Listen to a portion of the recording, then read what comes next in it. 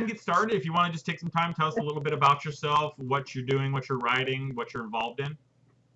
Okay. All right. Well, I'm LC. I'm pretty new to the writing scene as far as actually publishing. I've written 4 other books, just never quite got them published.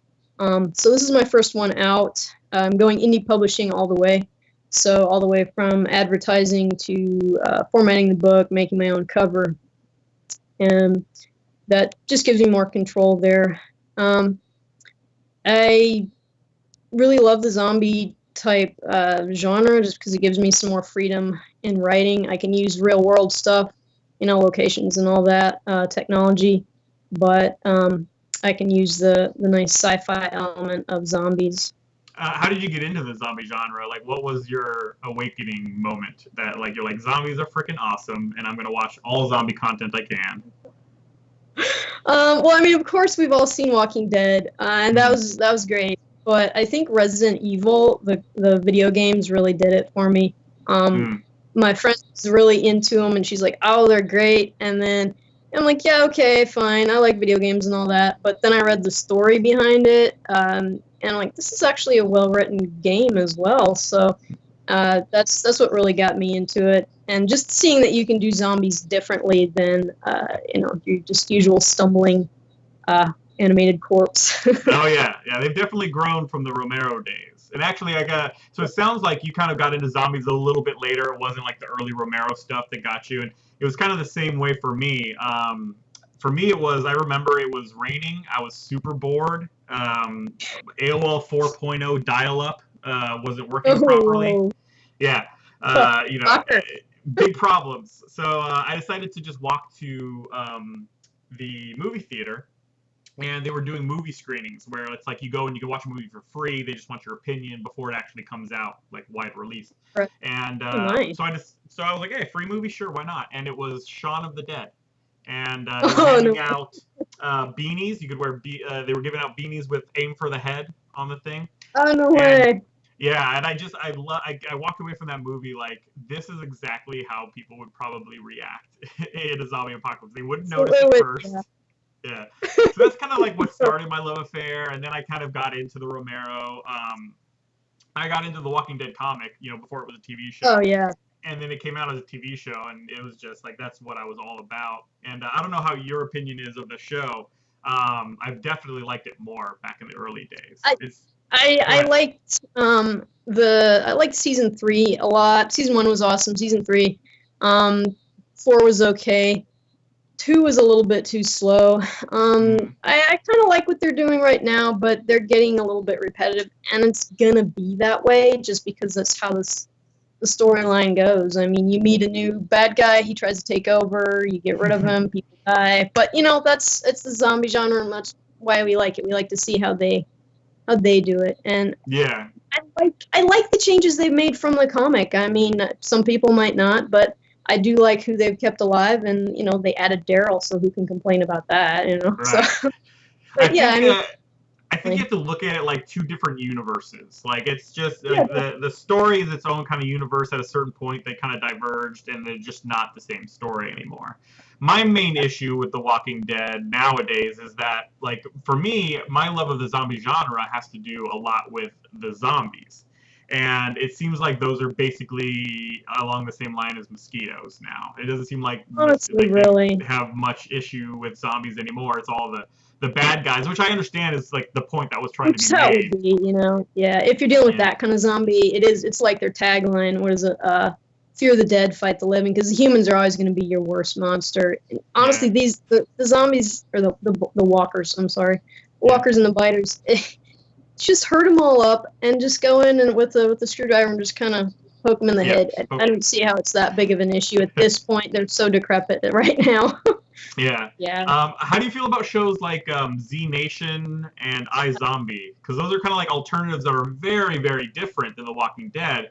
But I almost hesitate to say this because most people are Walking Dead fans. But I think I like Z Nation more than Walking Dead. I really like how Z Nation explores all the little idiosyncrasies and things you don't really think about in a zombie, like running for president, like how they have the contest for the guns, to win the big massive gun. Yeah, I love those little fun things. So I kind of like wanted to hear what Yeah. you thought about those shows and iZombie as well. Z Nation, when I first got into it, I didn't know what to expect, so I was expecting kind of like a Walking Dead ripoff. But I mean, it's funny, but it's serious on the same time, and I like how they handle the storylines differently from Walking Dead, actually better than The Walking Dead. And then the whole concept of, hey, there is hope that we might be able to get out of this. We've got Murphy who may be able to help us. It's up to these Murphy. If he wants, yeah. That's kind of a toss-up, but I really like that idea. So, I do like that show a lot. I'm kind of really behind on the episodes. Okay, but I've been waiting for the next season to come out. They've been having season 3 out for a while now, and I'm just waiting. They actually passed through. I'm up in Oregon, and they passed through here on their way to Washington, I think, where they're doing their filming. So I was trying to see if there was some way I could like Deadhead following the Grateful Dead, follow them as they do their filming. Right. But what are your thoughts on iZombie? Because that one I took forever to decide to watch it because it seemed like mainstream network TV trying to grab at the zombie genre. But I was kind of surprised about it. But I want to hear what you think about iZombie. Yeah, I watched a few episodes of it. It didn't really grab me like the other shows did, but the concept is really neat. She's not a total like your usual zombie. Totally not. Yeah. So that was a really nice change, and the whole why she needs to eat brains. It was well thought out. It just the show itself didn't grab me as much, but maybe I just don't give it enough time. I don't know. I don't tend to give shows much time. I have a friend who's like that. There were a couple of shows, not zombie related, but we were always show buddies. We would throw shows at each other to watch and suggest. He, by the way, never likes my suggestions, but he comes back with like, oh yeah, I saw a commercial for that one, so I'm not interested, or I watched 5 minutes of that one and I'm not interested. And it's like, well, I can't have a conversation with you then. You watch 5 minutes of a show before you decide. But I understand though. Z Nation does get really good. There is this power dynamic. You have the organization who created the thing that turned these people into these zombies in the first place, and they're doing testing and stuff like that. But as much as I love to talk about cultural zombies, I'm more interested in you and kind of what you're doing. As a creator, I'm creating a zombie comic. It's called Bud. It's about an artificially intelligent robot that wakes up 5 years into the zombie apocalypse. Cool. And I just started the process of writing and studying everything. Marketing seems to be the major thing. Like, I wish I could just focus on writing, but it's like 90% marketing at this point. And so one of the first places that I began with was how to formulate your idea, how to like have a nugget of an idea, and from that create your character arcs, your story arcs, basically everything before you sit down and start writing. I guess you're a novel writer, so in your case, chapters for me, it would just be like a script. So if you could talk a little bit about your process and how you have, a nugget of an idea turn into a book. How does that work for you? Okay. Well, I mean, I'm kind of they call it seat of the pants writer. So I'll have that little nugget, and then I'll have like an endpoint in mind for that one book. And often I'll write the first chapter, and then I'll write the last chapter. And then I've got, when you write a novel, you've got basically the quarter marks that you have to hit, and things have to happen in that story arc to drive that character forward.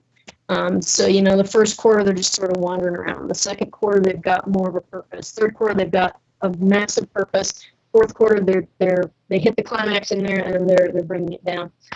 So I kind of get those, what each of those little quarter marks are going to be. And then I kind of think up some neat little things that could happen along the way, and then basically I just start writing in it, and it comes to me. The plot isn't just, hey, stuff that happens, and it's the same for every character.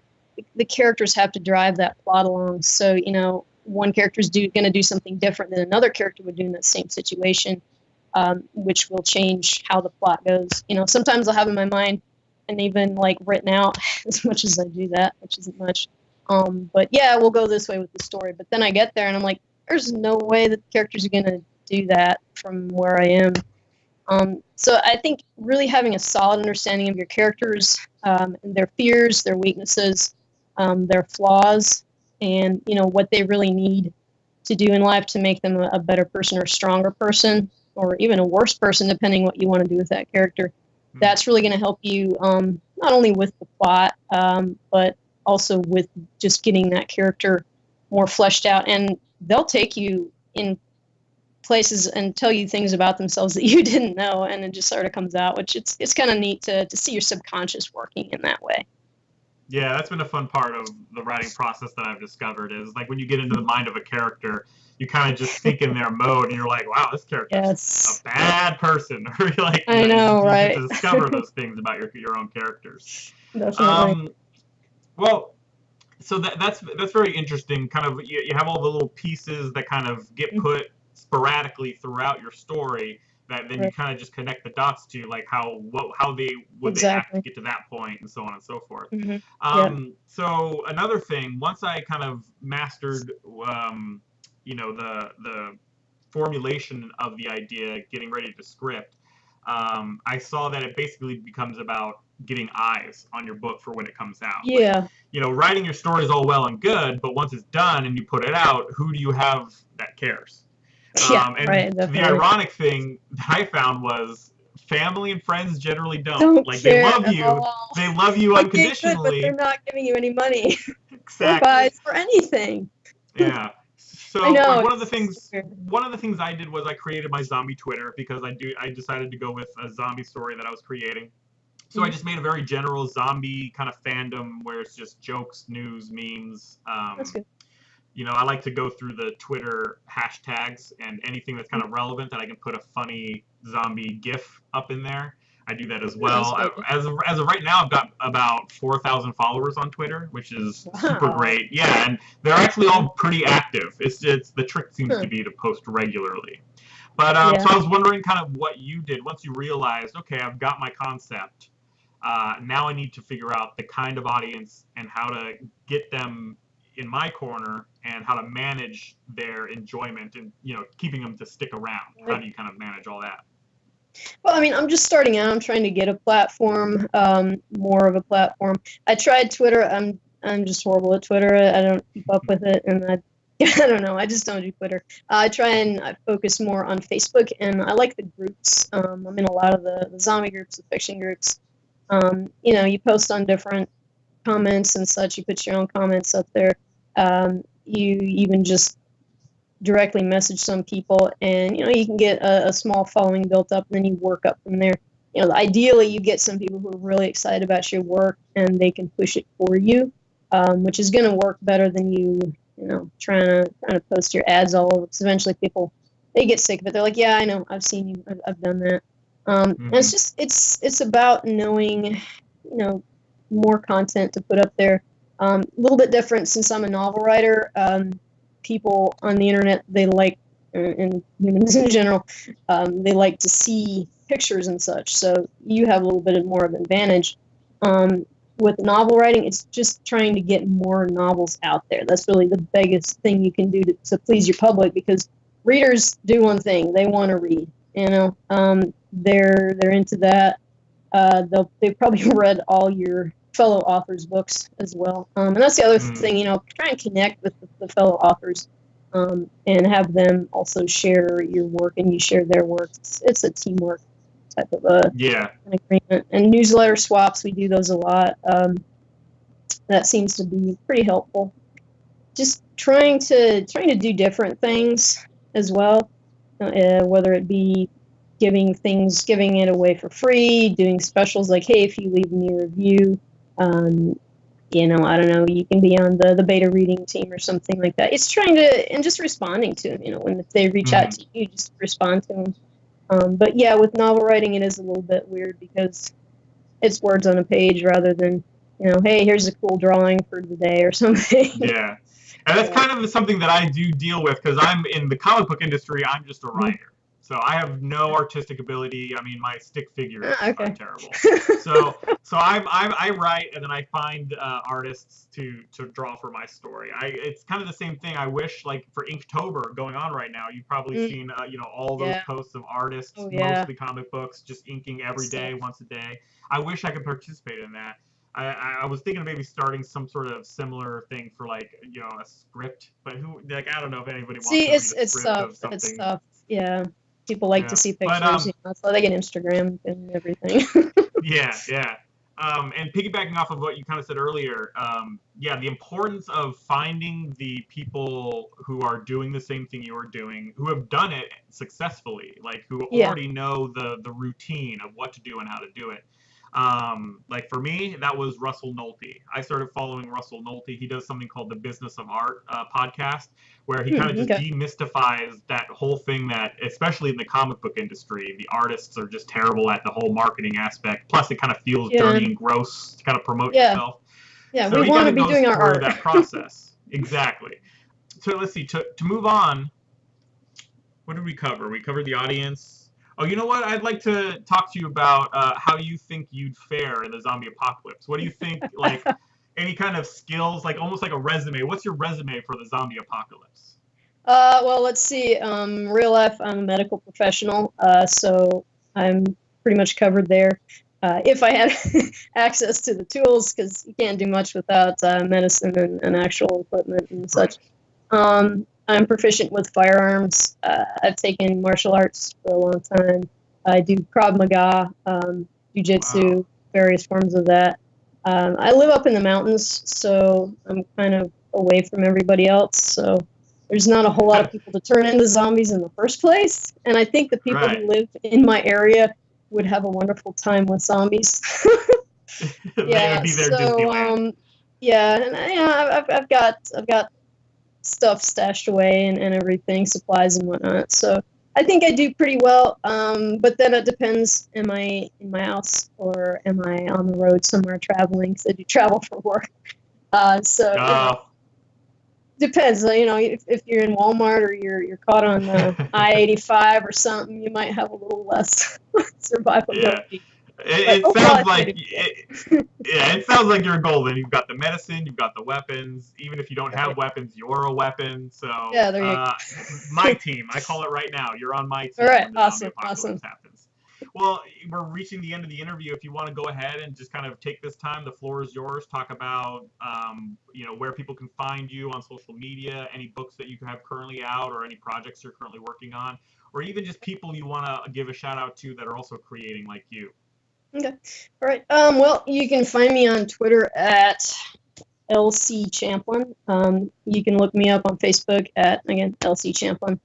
Website is lcchamplin.com. And those are my main places I hang out. I'm working on my zombie apocalypse thriller action adventure series. It's called Wolves of the Apocalypse. First book is Behold Darkness. That came out on Sunday. So you can find that on Kindle. It's also on hardback too. It's going to be 99 cents basically till the end of October. It's going to be free on the 10/20, so it's Friday. You want to grab it then too. Let's see. I'll be working on the second book. I've already got it written. The third book's written as well. I just have to do the editorial type stuff on that, and that'll be getting out here. Behold Darkness, just a little blurb on that. It's about two anti-heroes who have to deal with a terrorist attack in San Francisco. The terrorist mastermind unleashes a contagion that turns whoever touches it into a violent, mindless cannibal. And that's really fun because they're on vacation. They're on a business trip, so they don't have any supplies or anything. They have to kind of wing it. And using what skills they can, what resources, and mainly their wits, and trying to get through by that. But lots of adventure, lots of intrigue, lots of kind of cat and mouse between the antagonist and my two protagonists. Lots of snarkiness, dark humor, gore, you name it. My zombies aren't just your usual staggering Walking Dead types. They do get worse throughout the series. They evolve. So, you know, they start out kind of easy, and then just like in video game, as you level up, they kind of level up with you. Yeah. Okay, cool. So, you know, that's what I got going on. Nice. Well, I appreciate you taking the time out today. We had some technical issues before, but we got that straightened out finally. Yes, very good. So yeah, I wanted to thank you for taking the time out and having a discussion about zombies and your work. Appreciate it. Well, thanks for having me. I appreciate it. It was good fun too.